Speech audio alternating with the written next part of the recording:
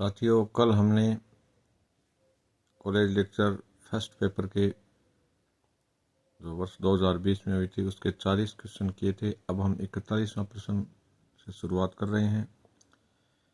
41वां question है, भारत में मंत्रिमंडल सचिवालय है, यह एक स्टाफ अभिकरण है। साथियों, स्टाफ अभिकरण क्या होता है? दो प्रकार के अभिकरण होते हैं। एक तो होता है लाइन अभिकरण और दूसरा होता है स्टाफ अभिकरण। लाइन अभिकरण वो होता है जैसे निदेशालय है, वो फील्ड में रह करके काम करते हैं, नीतियों का क्रियान्वयन करते हैं। जबकि स्टाफ अभिकरण किसी भी विभाग में नीति निर्माण का काम करता है, नियम बनाता है, उनको लागू वो स्वयं नहीं करता। लागू करने वाला अभिकरण लाइन अभिकरण कहलाता है और नीति बनाने वाला तो वो स्टाफ अभिकरण कहलाता है। तो भारत में मंत्रिमंडल सचिवालय नीति निर्माण का काम करता है। 42वां क्वेश्चन है, मिलेट के अनुसार पर्यवेक्षण की विधियों की तकनीकों की कुल संख्या कितनी है? तो इसका जवाब है 6 है। कितनी है मित्रों? 6। पर्यवेक्षण की उसने 6 विधियां मानी है। पर्यवेक्षण को अंग्रेजी में सुपरविजन कहते हैं। ये अंग्रेजी के शब्द आप ध्यान से पढ़ो।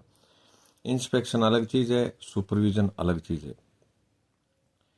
43वां क्वेश्चन है, जो कुछ भी सरकार करने या नहीं करने का सुझाव करती है वही लोक नीति है, यानी पब्लिक पॉलिसी कहते हैं इसको अंग्रेजी में। लोक नीति की उपरोक्त परिभाषा किसके द्वारा दी गई? तो मित्रों, ये थॉमस आर डाई की परिभाषा है। किसकी है? थॉमस आर डाई की। कि सरकार कुछ करे या नहीं करने का निर्णय करे वही लोक नीति है, ये परिभाषा है थॉमस आर डाई की। अब हम 44वां क्वेश्चन पढ़ रहे हैं। मैक्स वेबर के अनुसार नौकरशाही के कार्यकरण का आधार क्या है? मित्रों, सबसे पहले तो हम ये चर्चा करते हैं कि मैक्स वेबर एक जर्मनी का समाजशास्त्री था, जिन्होंने नौकरशाही मॉडल यानी ब्यूरोक्रेटिक मॉडल का विधिवत अध्ययन किया और आज उनका ये मॉडल पूरी दुनिया में प्रासंगिक है।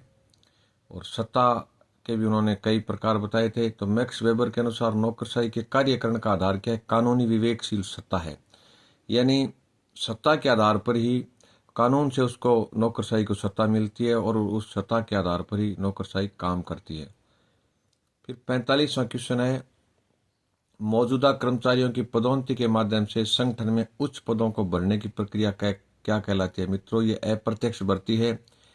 कल वाले वीडियो में भी हमने पढ़ा था कि भर्ती के दो तरीके होते हैं। एक तो प्रत्यक्ष यानी डायरेक्ट भर्ती, जो बेरोजगार छात्र कंपटीशन के माध्यम से या मेरिट के माध्यम से विभागों में आते हैं, उसको सीधी भर्ती या प्रत्यक्ष भर्ती कहते हैं। भर्ती एजेंसियां कोई अलग हो सकती हैं, जैसे आरपीएससी है, यूपीएससी है, ये भर्ती एजेंसियां हैं। तो प्रत्यक्ष भर्ती। और दूसरा होता है कर्मचारियों को पदोन्नत करके, यानी नीचे स्तर पर जो कर्मचारी है उसको लगातार उस पदों पर बैठाने की प्रक्रिया जो है वो है अप्रत्यक्ष भर्ती। अब ज्यादातर जो प्रमोशन होता है वो ज्यादातर विभागों में सीनियरिटी बेस्ड है। राजस्थान पुलिस में जरूर सीनियरिटी के साथ साथ एग्जाम भी लिया जाता है, बाकी सारों में सीनियरिटी बेस्ड यानी सीनियरिटी वरिष्ठता पर आधारित प्रमोशन होते हैं। कोई व्यक्ति मान लीजिए 3rd ग्रेड में टीचर बन गया तो वो ऑटोमेटिकली 9 साल में या जब भी उसका नंबर आएगा तो वो वरिष्ठ अध्यापक बन जाएगा। ज्यादातर विभागों में 50% जो पद हैं वो सीधी भर्ती से भरे जाते हैं और 50% पद पदोन्नति से भरे जाते हैं। हालांकि सभी पदों पर यह नियम नहीं है। कुछ पद केवल पदोन्नति को ही दिए गए हैं और एकदम जो नीचे के पद हैं वो सारे के सारे, जैसे 3rd ग्रेड टीचर का पद है, पुलिस कांस्टेबल का पद है, पियोन के पद हैं, ये सारे 100% सीधी भर्ती से भरे जाते हैं। तो हमें तो व्यापक तरीके से समझना है कि डायरेक्ट रिक्रूटमेंट क्या है, इनडायरेक्ट रिक्रूटमेंट क्या है। फिर आता है वित्त मंत्री द्वारा संसद के समक्ष वार्षिक वित्तीय विवरण, शॉर्ट में इसको बजट कहते हैं। हालांकि संविधान में बजट नाम नहीं है, इसका नाम ही वार्षिक वित्तीय विवरण है। किस अनुच्छेद में पेश किया जाता है? मित्रों, ये अनुच्छेद 112 में है। और हमें यह भी ध्यान रखना है कि वर्तमान में सरकार ने ये सिस्टम अडॉप्ट कर दिया है कि 1 फरवरी को बजट पेश किया जाता है, जबकि पहले ये फरवरी के अंतिम कार्य दिवस को पेश होता था। एक 47वां क्वेश्चन है कि निम्नलिखित में से कौन सा एक भारत सरकार के बजट संबंधी मामलों की देखभाल करता है। तो मित्रों, बजट से संबंधित है वित्त मंत्रालय। वित्त मंत्रालय ही बजट अनुमान मंगवाता है, विभिन्न विभागों से तैयारी करता है और अंत में बजट तैयार करता है, और वित्त मंत्रालय ही बजट पेश करवाता है वित्त मंत्री के द्वारा। 48वां क्वेश्चन है, लोकसभा द्वारा पारित वित्त विधेयक को राज्यसभा द्वारा अधिकतम कितनी अवधि के लिए रोका जा सकता है। तो इसका जवाब है मित्रों 14 दिन। यदि 14 दिन में राज्यसभा पारित कर देती है तो ठीक है, यदि 14 दिन तक वो पारित नहीं करती या रोके रखती है तो लोकसभा द्वारा पारित विधेयक को स्वतः ही पारित मान लिया जाता है। इस मामले में हम कह सकते हैं कि लोकसभा की शक्तियां ज़्यादा है, राज्यसभा की शक्तियां कम हैं। हमें लोकसभा और इसका राज्यसभा का तुलनात्मक अध्ययन भी करना है। फिर इसमें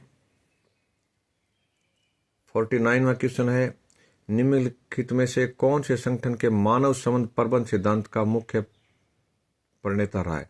तो मित्रों, मानव संबंध सिद्धांत एल्टन मेयो का है। किसका है?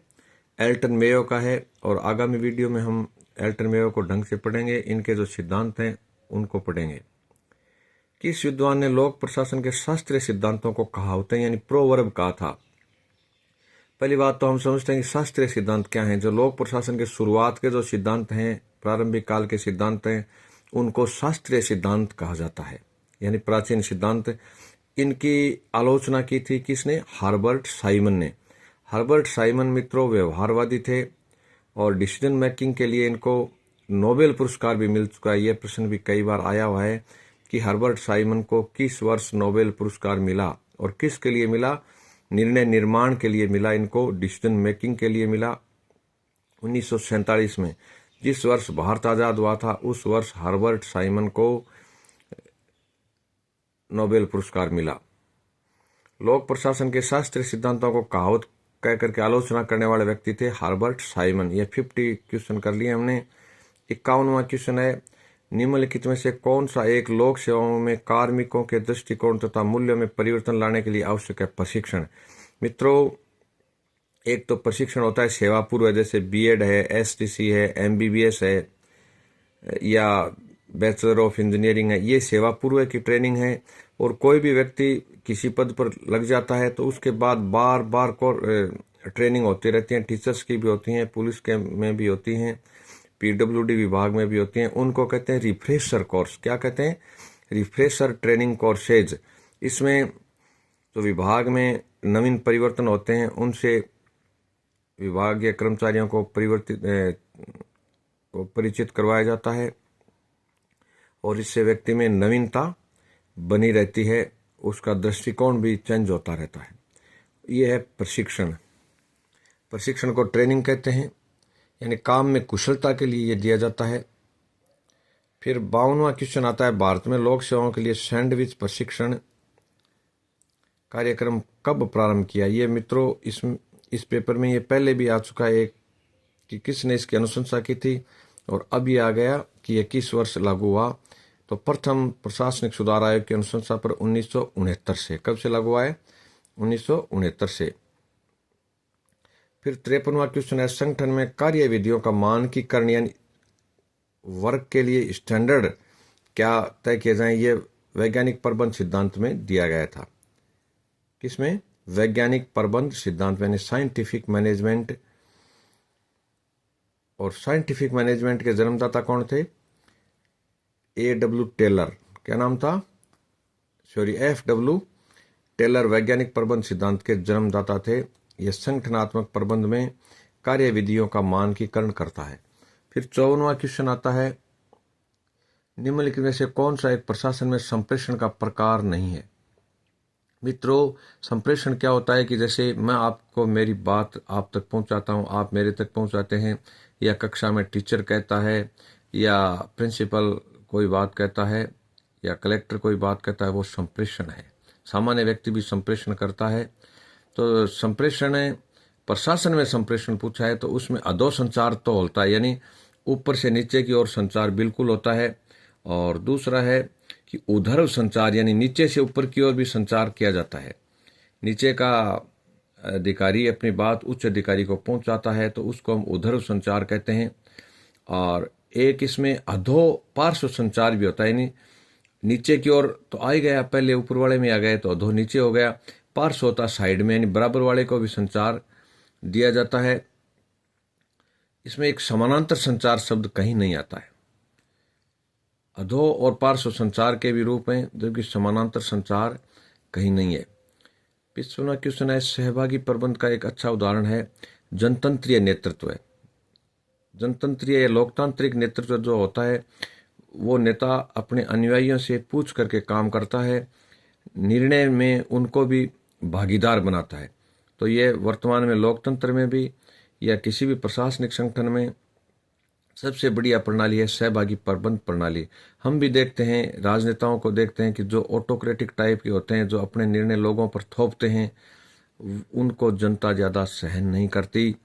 जनता किसको सहन करती है कि जो जनता को भागीदार बनाए, निर्णय में उनकी बात पूछे। तो ये हो गया सहभागी प्रबंध, यानी लोकतांत्रिक नेतृत्व सबसे बढ़िया है। निरंकुश नेतृत्व है वो होता है जिसके ऊपर किसी का अंकुश नहीं होता। इसको हम तानाशाही भी कह सकते हैं, जैसे हिटलर का, मुसोलिनी का ये नेतृत्व जो था, तो जनता इनके साथ डर के मारे रही, लेकिन जब भी उनको मौका मिला तो उनको नेतृत्व से हटा दिया गया। फिर आता है कार्यात्मक नेतृत्व, व्यक्तिगत अव्यक्तिगत नेतृत्व, ये इसके जवाब नहीं है, तो इसका जवाब है सहभागी प्रबंध का अच्छा उदाहरण है जनतंत्रीय नेतृत्व है। फिर 56वां क्वेश्चन है, अभिप्रेरणा का द्विघटक सिद्धांत किस विद्वान द्वारा प्रतिपादित किया गया। मित्रों, ये हर्जबर्ग ने 2 सिद्धांत दिए थे, किससे संबंधित है? अभिप्रेरणा को पब्लिक एड में हम विशेष तौर से मनोबल को, अभिप्रेरणा को, इनको हमें बहुत अच्छे ढंग से पढ़ना है। फिर 57वां क्वेश्चन आता है, प्रशासनिक संगठनों के प्रभावी संचालन हेतु नौकरशाही का आदर्श प्रतिमान किसने दिया है? मैक्स वेबर ने। देखिए, लगभग 2-2 क्वेश्चन पूछे हैं, थोड़े 10-15 क्वेश्चन पहले भी मैक्स वेबर का वो नौकरशाही प्रतिमान की विशेषताएं पूछी थी, और यहाँ ये सीधा क्वेश्चन पूछ लिया कि नौकरशाही मॉडल किसने दिया, तो इसका जवाब है मैक्स वेबर। और मैक्स वेबर जर्मनी का समाजशास्त्री था। 58वां क्वेश्चन है, निम्नलिखित में से किस विचारक ने संगठन में कार्य करने का एक ही सर्वोत्तम तरीका दिया है? मित्रों, यह है F.W. टेलर, यानी फ्रेडरिक विंस्लो टेलर ने एक ही तरीका बताया काम करने का। और इसमें 59वां क्वेश्चन है, निम्नलिखित में से कौन सा एक चरण साइमन के निर्णय निर्माण प्रतिमान को इंग्लिश में मॉडल कहते हैं, मॉडल के अंतर्गत नहीं आता है। तो इसमें देखिए, आसूचना भी आती है, प्रारूप भी होता है, और अंत में इनका चयन, तीन ही चरण बताए हैं किसने? हर्बर्ट साइमन ने निर्णय निर्माण मॉडल में। चौथा, ये प्रतिक्रिया इसमें शामिल नहीं है। तो इसमें मित्रों अंग्रेजी वाले शब्द के इंटेलिजेंसी, डिजाइन और चॉइस तो लास्ट में कोई भी व्यक्ति करता है तभी वो निर्णय ले पाता है। चॉइस यदि नहीं होगी तो निर्णय नहीं होगा। चॉइस को हिंदी में विकल्प चयन कहते हैं। तो आसूचना, प्रारूप, विकल्प चयन, ये तीनों हैं। इसमें प्रतिक्रिया का सिद्धांत हर्बर्ट साइमन ने नहीं दिया था। फिर इसमें 60वां क्वेश्चन है मित्रों कि कौन सा एक विद्वान तुलनात्मक लोक प्रशासन का पिता माना जाता है? मित्रों, इसमें फ्रेडरिक्स को तुलनात्मक लोक प्रशासन का पिता माना गया है। फ्रेडरिक्स तुलनात्मक लोक प्रशासन समूह के पहले अध्यक्ष भी रहे हैं, और इनका जन्म चीन में हुआ था। इन्होंने अपना ज्यादा समय अमेरिका में बिताया, फ्रेडरिक्स। और विकासशील देशों की नौकरशाही के अध्ययन में भी फ्रेडरिक्स का बहुत बड़ा योगदान है। ये ज्यादा थिंकर इसमें नहीं है। यदि हम 5 थिंकर्स को भी ढंग से पढ़ लेंगे पब्लिक एड में, तो पूरा पब्लिक एड हमारे क्लियर रहेगा। 61वां क्वेश्चन है कि निम्नलिखित से लोक प्रशासन की कौन सी शाखा परिवर्तन उन्मुख तथा लक्ष्य उन्मुख उद्देश्य से संबंधित है? तो मित्रों, ये क्वेश्चन एक अन्य पेपर में भी इसी कॉलेज लेक्चर में आया है। इसका जवाब है विकास प्रशासन। विकास प्रशासन की हमने चर्चा की, जैसे हमारा पंचायती राज, ग्रामीण विकास, ये विकास प्रशासन के उदाहरण हैं। तो इसमें ये टारगेट ओरिएंटेड काम होता है, एक लक्ष्य लिया जाता है और समाज में परिवर्तन का भी उद्देश्य साथ में रखा जाता है। इसका जवाब है विकास प्रशासन। अंतर्राष्ट्रीय प्रशासन की बात करते हैं तो उसके उदाहरण क्या क्या ले सकते हैं हम? WHO ले सकते हैं, वर्ल्ड हेल्थ ऑर्गेनाइजेशन ले सकते हैं, वर्ल्ड व्यापार ऑर्गेनाइजेशन ले सकते हैं, अपने ये संयुक्त राष्ट्र संघ, ये अंतर्राष्ट्रीय प्रशासन में आते हैं। अब आप 62वां क्वेश्चन है, निम्नलिखित में से कौन सा एक अभिप्रेरणा का सिद्धांत A.H. मैस्लो द्वारा नहीं दिया गया है? तो मित्रों, मास्लो ने आवश्यकता पद सोपान सिद्धांत दिया था, यानी जो सर्वोच्च आवश्यकताएं होती हैं वो सबसे पहले आती हैं। तो इसने पहले शारीरिक आवश्यकताएं बताई थी, भूख प्यास ये आवश्यकताएं होती हैं। कोई भी व्यक्ति है, मकान बनाने की वो पहले नहीं सोचेगा, वो सबसे पहले सोचेगा उसको रोटी कैसे मिले। तो ये हम अलग अलग इनको पढ़ेंगे। और लास्ट में मान्यताएं को इसने सर्वोच्च लास्ट में माना था। तो ये सीढ़ी नुमा एक सिद्धांत दिया है मास्लो ने। भारत सरकार में वित्तीय वर्ष प्रारंभ होता है मित्रों 1 अप्रैल से, ये हमें पता है। 1 अप्रैल से 31 मार्च तक वित्तीय वर्ष होता है। लेकिन रिजर्व बैंक का वित्तीय वर्ष अलग तरीके से होता है। रिजर्व बैंक का वित्तीय वर्ष मौर्य काल में आषाढ़ से जो वित्तीय वर्ष शुरू होता था, हिंदी महीने आषाढ़ से, आषाढ़ आता है जुलाई में, तो जुलाई 1 जुलाई से 30 जून तक ये किसका वित्तीय वर्ष है? रिजर्व बैंक का लेखा वर्ष है, न कि वित्तीय वर्ष। रिजर्व बैंक का लेखा वर्ष है 1 जुलाई से 30 जून। और भारत सरकार का वित्तीय वर्ष होता है 1 अप्रैल से 31 मार्च।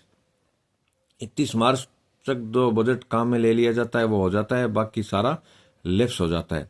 फिर 64वां क्वेश्चन है, निम्नलिखित में से कौन अंतर सांस्कृतिक एवं अंतर्राष्ट्रीय अध्ययन से संबंधित है? तो मित्रों, इसका जवाब है तुलनात्मक लोक प्रशासन। तुलनात्मक लोक प्रशासन जैसे 2 राज्यों की संस्थाओं का अध्ययन, तुलनात्मक अध्ययन कर सकता है, या एक केंद्र सरकार के किसी अलग अलग विभागों का तुलनात्मक अध्ययन भी कर सकता है, या वो एक देश की, मान लीजिए अमेरिका की प्रशासनिक व्यवस्था का भारत की प्रशासनिक व्यवस्था से तुलना करते हुए अध्ययन करता है। तो ये अंतर्राष्ट्रीय स्तर का तुलनात्मक अध्ययन भी इसमें है, राष्ट्रीय स्तर का भी है, राज्य स्तर का भी है, जिला स्तर का भी है। तो ये जब 2 देशों का वो अध्ययन करेगा तो उसको हम करेंगे अंतर्राष्ट्रीय तुलनात्मक लोक प्रशासन। फिर आता है 65वां क्वेश्चन,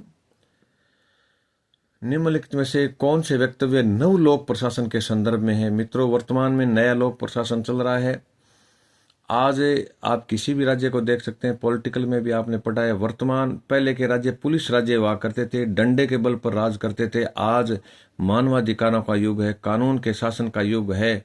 तो इसमें पुलिस राज्य की अवधारणा एकदम सीमित हो चुकी है और लोक कल्याणकारी राज्य है। तो लोक प्रशासन के संदर्भ में सही कथन पूछे थे, तो इसका पहला कथन था कि यह उस लोक प्रशासन को नकारता है जो मूल्य रहित है। बिल्कुल सही बात है, ये मूल्य सहित लोक प्रशासन, यानी मूल्यों वाले लोक प्रशासन को स्वीकार करता है, मूल्य रहित वाले को नकारता है। दूसरा है, ये राजनीति प्रशासन द्विविभाजन को अस्वीकार करता है। मित्रों, प्रारंभ में जैसे वुड्रो विल्सन ने यह माना था कि राजनीति अलग है और प्रशासन अलग है। राजनीति नीति निर्माण का काम करती है, प्रशासन उसको लागू करता है। लेकिन वर्तमान जो नया लोक प्रशासन है उसने ये मान लिया है कि राजनीति और प्रशासन के द्विविभाजन की जो अवधारणा है वो पूर्ण रूप से गलत है। राजनीति और प्रशासन मूलतः एक ही सिक्के के 2 पहलू हैं और दोनों एक दूसरे के बिना इनका वो अस्तित्व संभव नहीं है। तीसरा क्वेश्चन है, ये उस लोक प्रशासन को अस्वीकृत करता है जो नीति का समर्थन नहीं करता। बिल्कुल नीति पर आधारित नया लोक प्रशासन है और नौकरशाही को ये मित्रों कम पसंद करता है। नया लोक प्रशासन है, नौकरशाही जो व्यवस्था है ये प्राचीन लोक प्रशासन को इंगित करती है। नए लोक प्रशासन नौकरशाही पर कम आधारित रहना चाहता है। फिर 66वां क्वेश्चन है, सरल शब्दों में प्रशासनिक विकास क्या है, यानी एडमिनिस्ट्रेटिव डेवलपमेंट किसको कहते हैं? इसका उत्तर है निर्धारित लक्ष्यों की प्राप्ति हेतु मौजूदा प्रशासनिक तंत्र की आंतरिक क्षमता को बढ़ाना। यानी आपके पास जो भी सिस्टम उपलब्ध है, जो भी संसाधन हैं, जो भी नीतियां हैं, उनमें समय के साथ क्या क्या परिवर्तन किए जाएं, आधुनिकीकरण कैसे किया जाए, इसी को हम कहते हैं प्रशासनिक विकास। 67वां क्वेश्चन है, निम्नांकित में से किसका भारत की लोक सेवा में प्राय वर्चस्व पाया जाता है? सामान्य अधिकारियों का। मित्रों, जनरलिस्ट ऑफिसर ये क्या होते हैं? जैसे जिले में कलेक्टर है, वो सामान्य अधिकारी है। अब पुलिस अधीक्षक है, वो विशेषज्ञ अधिकारी है।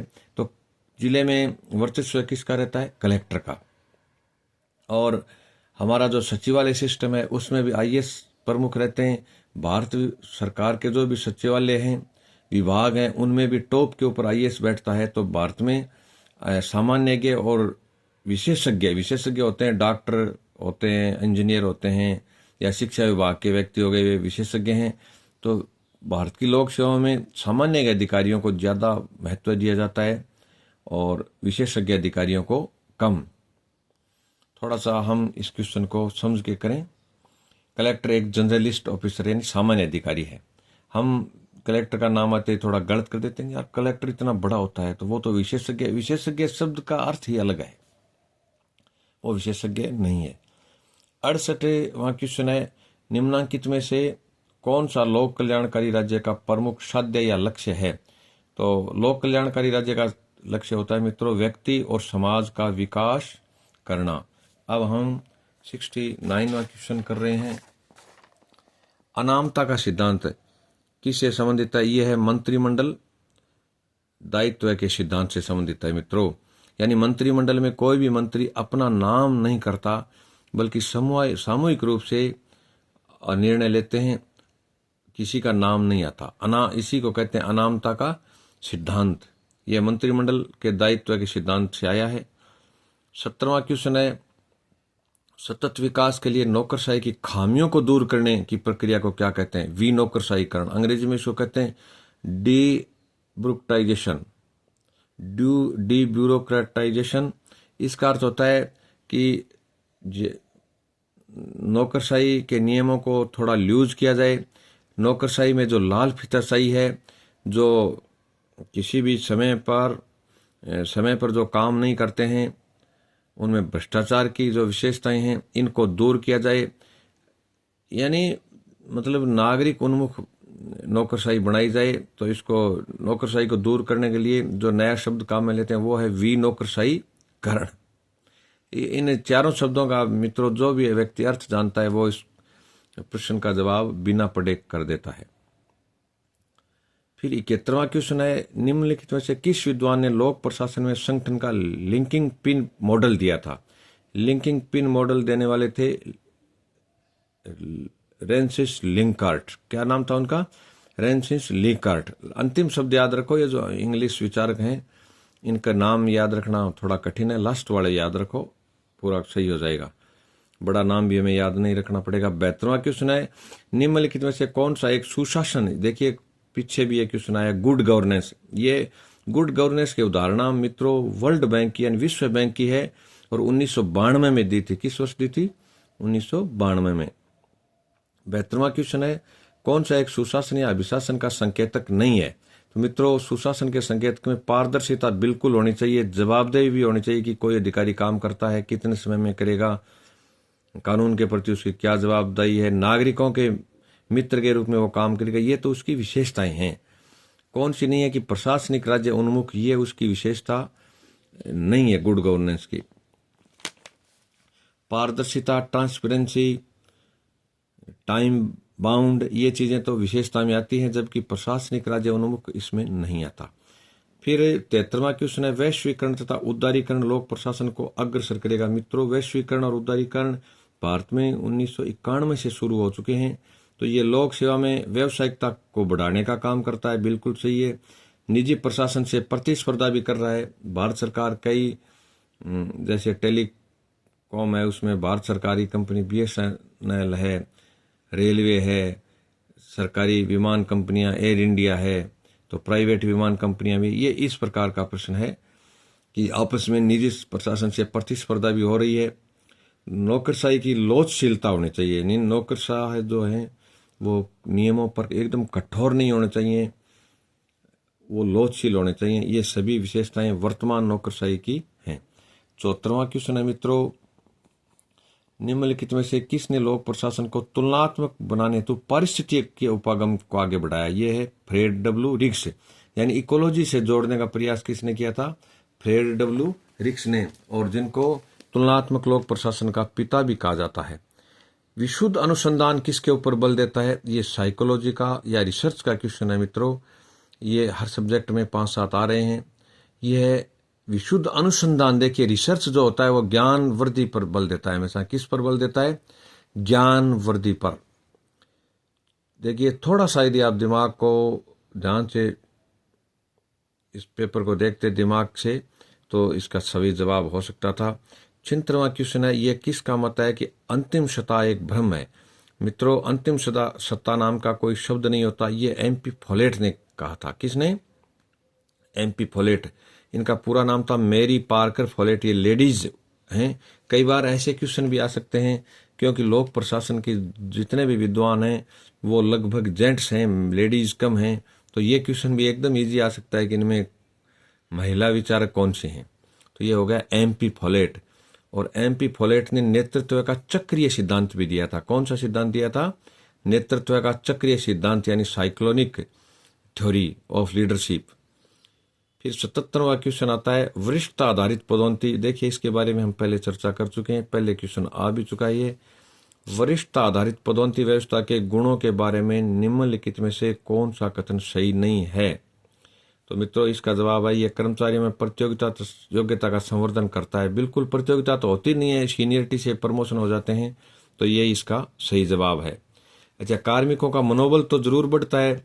मान लीजिए एक 3rd ग्रेड टीचर को 2nd grade 1st grade principal के पद पर पदोन्नति मिलेगी तो उसमें मनोबल बढ़ेगा, तो इसने नहीं पूछा है। और आंतरिक भर्ती निष्पक्ष भी होती है। प्रशासन को अनुभवी व्यक्ति मिल जाता है, जैसे एक तहसीलदार सीधा आता है, जबकि एक तहसीलदार जो पटवारी से बनता है, मेरी नज़र में वो व्यक्ति डायरेक्ट वाले से ज़्यादा सक्षम होता है। फिर 78वां क्वेश्चन है, चेस्टर बर्नार्ड के अनुसार संगठनात्मक व्यवहार में क्या सम्मिलित नहीं है? तो मित्रों इसका जवाब है, बर्नार्ड ने उद्देश्य भी माना था, सहयोग की इच्छा भी माना था, संप्रेषण भी माना था, पारिस्थितिकी की तरफ चेस्टर बर्नार्ड का कभी ध्यान नहीं गया। 79वां क्वेश्चन है, कुछ विषयों को लेकर व्यक्तियों के आमने सामने का मिलन साक्षात्कार कहा जा सकता है। इंटरव्यू की ये जो परिभाषा है वो किसने दी थी? पी। इसका जवाब है MS बसु, एक भारतीय पॉलिटिकल और पब्लिक एड के थिंकर हैं। MS बसु, इन्होंने इंटरव्यू के बारे में ये कहा है कि ये कुछ व्यक्तियों को लेकर व्यक्तियों के आमने सामने का मिलन साक्षात्कार है। अब हम 80वां क्वेश्चन कर रहे हैं, निम्नलिखित में से कौन तुलनात्मक लोक प्रशासन का प्राचीन चिंतक माना जाता है? मित्रों इसका जवाब है अरस्तु।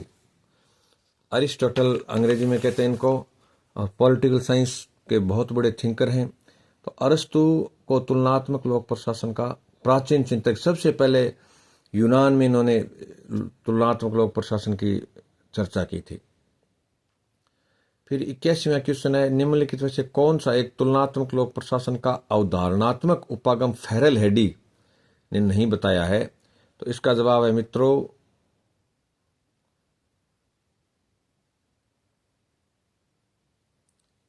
इसका जवाब था सामान्य व्यवस्था प्रतिमान।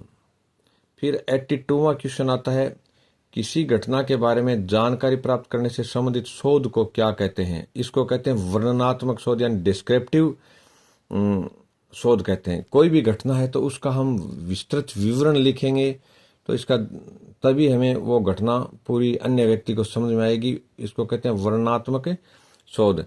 83वां प्रश्न है, वह कौन व्यक्ति है जो मानता है कि लोक प्रशासन और निजी प्रशासन में कोई अंतर नहीं है? तो मित्रों हर्बर्ट साइमन, जोसिया स्टाम्प और पॉल एच एपलबी, ये तीनों व्यक्ति मानते हैं कि लोक प्रशासन और निजी प्रशासन में बहुत बड़ा अंतर होता है। जबकि आर शेल्टन नामक विद्वान ये मानते हैं कि लोक प्रशासन और निजी प्रशासन में कोई अंतर नहीं होता। 84वां क्वेश्चन है, तो हम आप ये रट लें कि लोक प्रशासन और निजी प्रशासन को अलग अलग कौन मानता है। वो है हर्बर्ट साइमन, जोसिया स्टाम्प और पॉल एच एप्पलबी। किताबों में क्लियर तीनों का एक जोड़ा बना के लिखा जाता है। ये अंतर करने वाले व्यक्ति हैं, जबकि शेल्टन नहीं मानता कि लोक प्रशासन और निजी प्रशासन में कोई अंतर होता है। मैक्स वेबर द्वारा प्रतिपादित नौकरशाही, देखिए कितने क्वेश्चन आए हैं नौकरशाही पे कि सिद्धांतों में सम्मिलित क्या नहीं है। देखिए मित्रों, इसमें लाभ का सिद्धांत नहीं होता, पद सोपान जरूर होता है, ऊंचे नीचे अधिकारी होते हैं, कर्मचारी होते हैं, निर्व्यक्तिकता भी होती है। यानी कोई भी व्यक्ति नौकरशाही में रहेगा तो वो किसी व्यक्ति को ध्यान रख के काम नहीं करेगा, बल्कि वो ये काम करेगा कि मुझे ऊपर से आदेश आया है इसलिए मैं इस आदेश की पालना करूंगा। नीचे कौन व्यक्ति है या किस पर लागू करना या नहीं करना, ये बात वो नहीं देखेगा। तो इसलिए इसको कहते हैं निर्व्यक्तिकता। फिर आता है नियम और विनियम, ये बिल्कुल होते हैं। नौकरशाही नियमों के आधार पर ही चलती है। आदेश की एकता भी नौकरशाही में होती है, ये तो उसकी विशेषताएं हैं।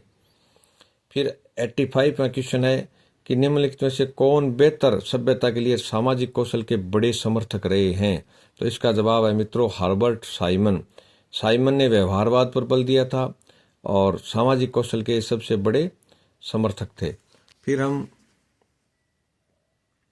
86वां क्वेश्चन कर रहे हैं, निम्न में से किसने शास्त्रीय सिद्धांत की आलोचना कर इसे व्यक्तियों से रहित संगठन का नाम दिया था। ये जवाब है मित्रों वारेन बेसिन। वारेन बेसिन ने इसको शास्त्रीय सिद्धांतों को गलत ठहराया था और इसको व्यक्तियों से रहित संगठन का नाम दिया था, क्योंकि पुराने जो सिद्धांत हैं लोक प्रशासन के, वो व्यक्ति का अस्तित्व ही नहीं मानते। वो ये मानते हैं कि व्यक्ति तो एक मशीन है और उसको जो भी आदेश ऊपर से मिलेगा उसके वो पालना करेगा। वो अपनी भूख प्यास या सामाजिक संबंधों का बिल्कुल ध्यान नहीं रखेगा। इसलिए तो प्राचीन सिद्धांतों की आलोचना की गई थी। 87वां क्वेश्चन है, प्रशासन में उचित माध्यम से शब्दावली शब्द यानी proper channel, through proper channel एक शब्द आता है, यह सरकार में अब भी चलता है। इसका अर्थ होता है पद सोपान से। यानी कोई भी व्यक्ति, जैसे आप मूल निवास बनाते हो तो आप डायरेक्ट तहसीलदार या कलेक्टर के पास नहीं जा सकते, आपको जाना पड़ेगा सबसे पहले पटवारी के पास, फिर आगे आप तहसीलदार के पास जाओगे। तो इस प्रकार का एक उचित माध्यम है। फिर 88वां क्वेश्चन है, निम्नलिखित में से कौन सा एक तथ्य भूमंडलीकरण या ग्लोबलाइजेशन से संबंधित नहीं है। तो इसका जवाब है मित्रों रुपये की अपरिवर्तनीयता। यानी इसका कोई किसी से संबंधित नहीं है, संबंध नहीं है। ये तो इससे रिलेटेड है कि विदेशी पूंजी भूमंडलीकरण में आ रही है, जैसे भारत में आ रही है ना विदेशी पूंजी 91 के बाद। आयात का उदारीकरण भी होता है, यानी आयात और निर्यात में दोनों में उदारीकरण किया जाता है। भूमंडलीकरण में टैक्सेज वगैरह ज़्यादा नहीं रखे जाते, प्रत्येक देश को कुछ छूट या सुविधाएं देनी पड़ती हैं। विनिमय दर का समायोजन भी होता है, जैसे भारत के रुपये का अमेरिका के डॉलर के साथ क्या लेन देन के वो सिद्धांत हों, क्या रेट तय की जाए, या ब्रिटेन के पाउंड के साथ क्या रेट तय की जाए, या रशिया के रूबल के साथ क्या रेट तय की जाए, ये तो सारे भूमंडलीकरण के सिद्धांतों में आते हैं। रुपये की परिवर्तनीयता या अपरिवर्तनीयता ये एक देश का इंटरनल मामला है, इसका भूमंडलीकरण से कोई संबंध नहीं है। अब हम 89वां क्वेश्चन करते हैं। एल.डी. वाइट के अनुसार निम्नलिखित में से कौन सा एक सूत्र अभिकरण का कार्य नहीं। मित्रों सूत्र अभिकरण को अंग्रेजी में लाइन कहते हैं, लाइन अभिकरण। तो लाइन और स्टाफ ये दो शब्द हमें ढंग से पढ़ने हैं।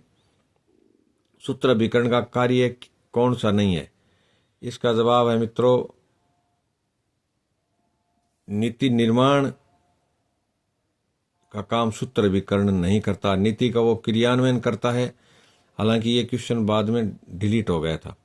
फिर इसमें आता है MP फोलेट के शक्ति, ये वापस नाम आ गया मैरी पार्कर फोलेट का। मैरी पार्कर फोलेट के शक्ति तथा सत्ता संबंधी विचारों में कौन सी चीज सम्मिलित नहीं है। तो इसने मित्रों समूह सत्ता नाम का कोई शब्द नहीं दिया था। चक्रीय व्यवहार, हमने पहले भी कहा है कि नेतृत्व का चक्रीय व्यवहार यानी व्रत और चक्र एक ही होते हैं, वृत्तीय व्यवहार पर बल दिया था। आप अंग्रेजी के शब्दों को पढ़ें, देखिए सर्कुलर बिहेवियर। और फिर आता है स्थिति का नियम, ये भी दिया है। एकीकरण का प्रयोग भी किया है। समूह सत्ता MP फोलेट ने नहीं दी है। 91वां क्वेश्चन है, प्रारंभिक प्रशिक्षण का प्रमुख लक्षण यह होता है, वो क्यों दिया जाता है, कब दिया जाता है। यानी अभ्यर्थी के उत्तरदायित्व ग्रहण करने से पहले प्रारंभिक प्रशिक्षण उसको दिया जाता है। फिर हम 92वां क्वेश्चन कर रहे हैं, विकासशील देशों में विकास प्रशासन, जैसे भारत एक विकासशील देश है, इसकी विशेषताओं से आप जवाब दे सकते हैं।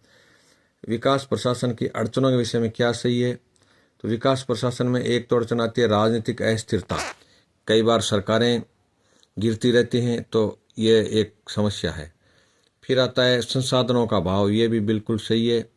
और तीसरा है सांस्कृतिक अवरोधक, यानी देश में अलग अलग धर्म होते हैं, अलग अलग संस्कृतियां होती हैं, अलग अलग क्षेत्रों के लोगों के रहन सहन के जीवन यापन के तरीके अलग होते हैं, तो ये प्रतिबद्ध विकासशील प्रशासन की अड़चनें हैं। प्रतिबद्ध नौकरशाही मित्रों विकास प्रशासन की अड़चन नहीं, तो इसका जवाब हम करेंगे राजनीतिक अस्थिरता, संसाधनों का अभाव और सांस्कृतिक अवरोधक, ये विकास प्रशासन की अड़चनें हैं। प्रतिबद्ध नौकरशाही रूस में पाई जाती है, ये सरकारी कार्यक्रमों को बहुत बढ़िया ढंग से लागू करने का काम करती है, तो ये इसमें शामिल नहीं होगी, बाकी तीनों इसके उत्तर हैं। फिर 93वां क्वेश्चन आता है, निम्नलिखित में से कौन सा एक कथन समन्वय के संबंध में सही नहीं है। तो मित्रों, फोलेट ने संघर्ष को संगठनात्मक भलाई के लिए बुरा उपकरण माना था, ये नहीं। संघर्ष को एमपी फोलेट ने तो अनिवार्य माना था कि किसी भी संगठन में संघर्ष होंगे तभी वो संगठन ज्यादा निखरेगा, ज्यादा स्थायी होगा। 94वां क्वेश्चन है, क्रिस आर्गरिस के संयोजन प्रक्रिया सिद्धांत में क्या सम्मिलित नहीं था, तो इस या परिपक्वता सिद्धांत इसने नहीं दिया है। मित्रों, क्या नहीं दिया है, क्रिस आर्गरिस ने परिपक्वता सिद्धांत नहीं दिया। 95वां क्वेश्चन है, निम्नलिखित में से कौन सा एक प्रशासनिक विकेंद्रीकरण का प्रकार नहीं है, तो मित्रों इसका जवाब है स्ट्रेटेजिक विकेंद्रीकरण नहीं होता कभी भी, कार्यात्मक है, व्यक्तिगत है, भौगोलिक भी होता है, स्ट्रेटेजिक शब्द इसमें नहीं आता। फिर हम 96वां क्वेश्चन करते हैं, यह किसका मत है कि नवीन लोक प्रबंध, यानी ये वर्तमान में चल रहा है, लोक तथा निजी प्रशासन के मध्य का तीसरा रास्ता है, ये इसका जवाब है यूए गन।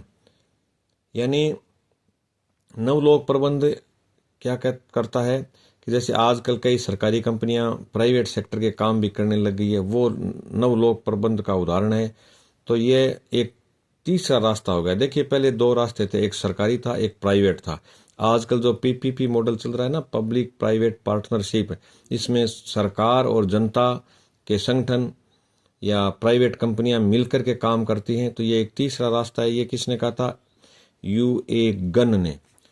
फिर हम 97वां क्वेश्चन कर रहे हैं, निम्नलिखित में से कौन सा युग्म नव प्रबंध के संबंध में सुमेलित नहीं है। मित्रों, ये क्वेश्चन डिलीट हुआ था, इसलिए हम इस पर चर्चा नहीं करेंगे क्योंकि ये क्वेश्चन सही नहीं है।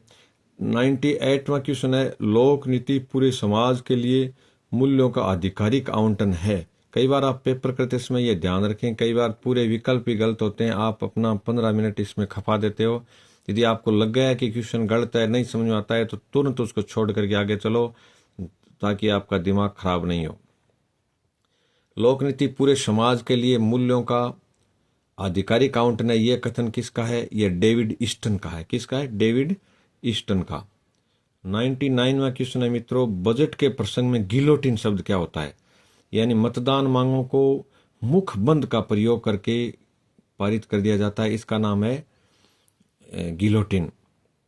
गिलोटिन शब्द वैसे अमेरिका के प्रशासन में काम में लिया जाता है। वहां जब भी कोई सरकारी तंत्र संसद से कोई विधेयक पारित करवाता है तो वो अपने सदस्यों को एक तरीके से चुप कर देता है। चुप रहने की क्रिया को हम गिलोटिन कहेंगे। गिलोटिन शब्द आप एकदम ढंग से समझें कि ये मतदान मांगों के संदर्भ में ही होता है। फिर 100वां क्वेश्चन है, आज हम इतने क्वेश्चन करेंगे। 100वां क्वेश्चन है, निम्नलिखित में से कौन सा एक विकल्प हेनरी फेयोल द्वारा। देखिए, हेनरी फेयोल के हमने सिद्धांत पढ़े थे, कितने सिद्धांत थे, 14 सिद्धांत दिए इन्होंने। उर्विक ने 8 दिए थे। देखो, ए आ में ए भी आता है, उर्विक भी आता है। तो 8 किसने दिए? उर्विक ने। हेनरी फेयोल ने कितने सिद्धांत दिए? 14। तो कौन सा विकल्प हेनरी फेयोल द्वारा वर्णित औद्योगिक गतिविधियों के लिए सही है? इसका सही जवाब है मित्रों तकनीकी, वाणिज्यिक, वित्तीय, सुरक्षा, लेखांकन और अंत में प्रबंधकीय। क्या विकल्प दिया है? तकनीकी, वाणिज्यिक, वित्तीय, सुरक्षा, लेखांकन और प्रबंधकीय।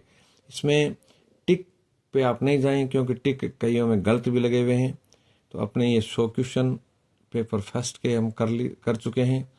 आगामी वीडियो में इसके 50 जो प्रश्न बच रहे हैं उनको करेंगे। धन्यवाद।